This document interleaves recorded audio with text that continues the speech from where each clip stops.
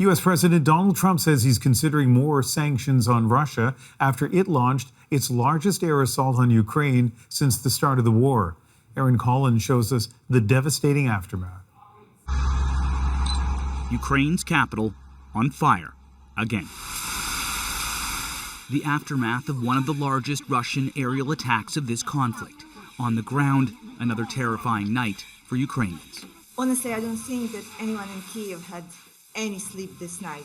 I personally spent this night under the stairs at home where we usually hide during such an attacks. Local officials say roughly 370 drones and missiles were involved in the Russian assault, killing at least a dozen people, including children. Ukrainian forces fired back. But it wasn't just missiles exchanged by the two countries over the weekend. Ukrainian soldiers chant glory to Ukraine, some of the hundreds of prisoners released in a massive swap with Russia. This woman's father, one of the Ukrainian soldiers set free. I'm happy to see him again, she says, but worried about his wait after a year and a half in a Russian prison.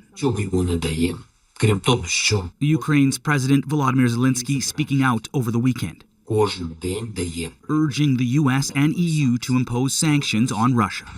Well, after this weekend's attacks, some U.S. politicians echoing that call.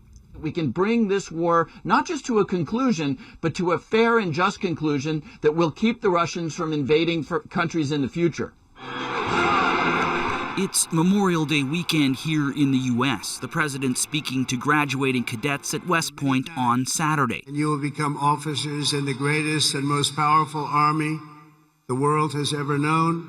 On his way back to Washington, not ruling out tougher sanctions on Russia. He's killing a lot of people. I don't know what's wrong with him.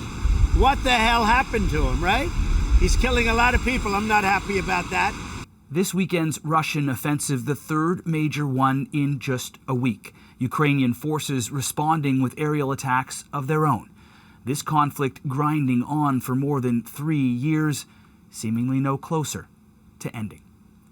Aaron Collins, CBC News, Washington.